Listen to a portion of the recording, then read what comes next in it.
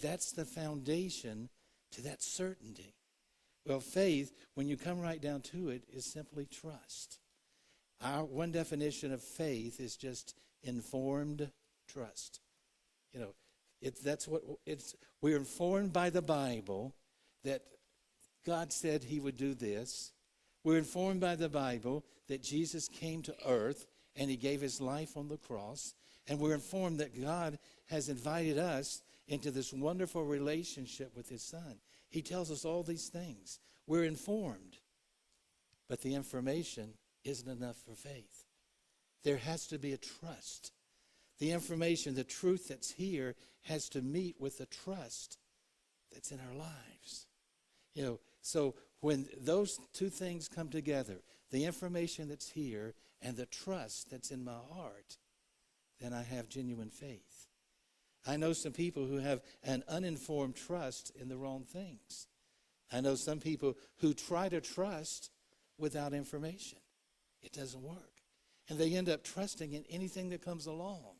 I know other people who have lots of information. They learn lots of things. They study all the time, but they never translate that into their own lives.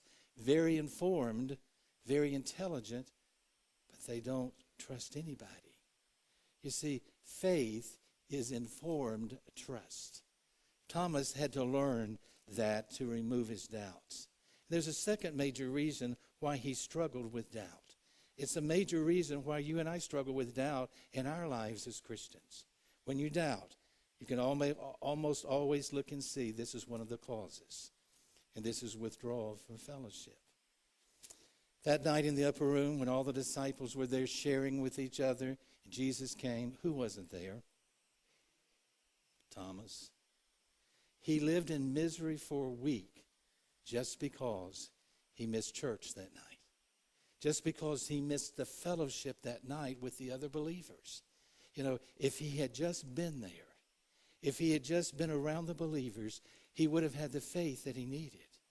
And see, when you remove yourself from fellowship, it's like freezing frost to our faith. You know, my heart just bleeds when I see people start to miss that were once so faithful. You could just see them. They love to come, not so much because the music was great or the preaching was wonderful. They love to come out of obedience to God's word, and they love just to be with the body and to function with the body. And then they miss a time, and they miss another, and they miss another. And see, God designed us to function like a body, and it literally it kills us. If we're going to have the kind of faith that we want to have in Jesus, we need each other. And that's the way God made it to be. He made us to function in a local fellowship. And if you think you can have a great faith by going anywhere else but to the assembling of the body, you haven't read this book. This book says the greatest faith comes in the body. That's where it comes from. It's built into our lives. God built it there. We need the fellowship of the body as we love each other, as we challenge each other, as we stimulate each other to love and to good works. He made us that way. That's where the greatest faith comes from. Sometimes we have to put up with each other because of that. But see, it's worth it. It's worth putting up with the imperfections in other people's lives because of the faith that's built when we gather together with the body.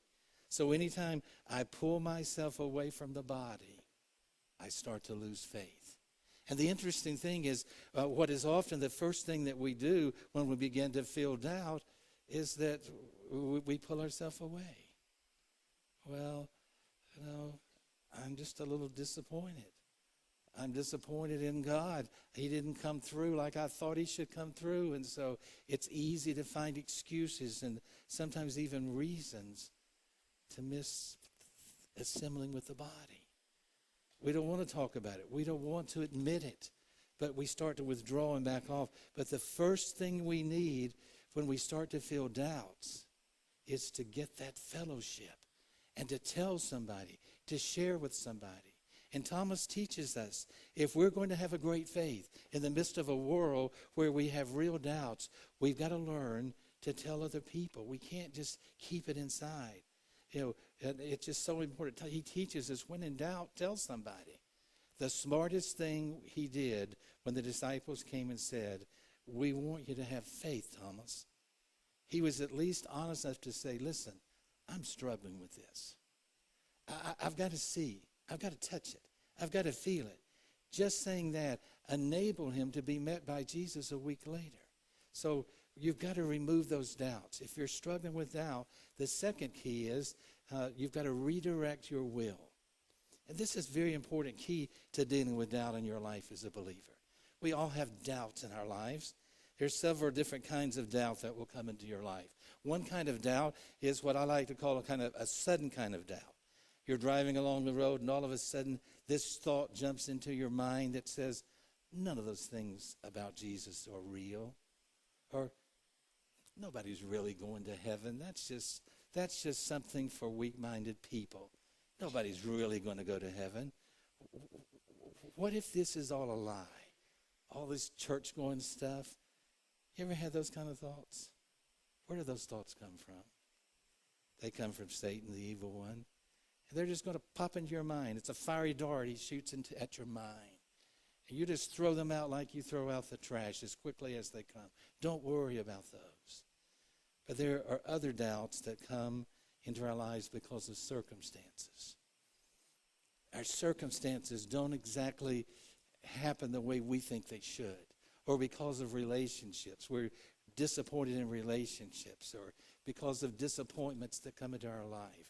We lose something. We lose a job, or we suffer financially, or we lose a loved one. And those are just longer-lasting doubts. They're the doubts that come into my mind when it doesn't turn out like I expected God was going to do it.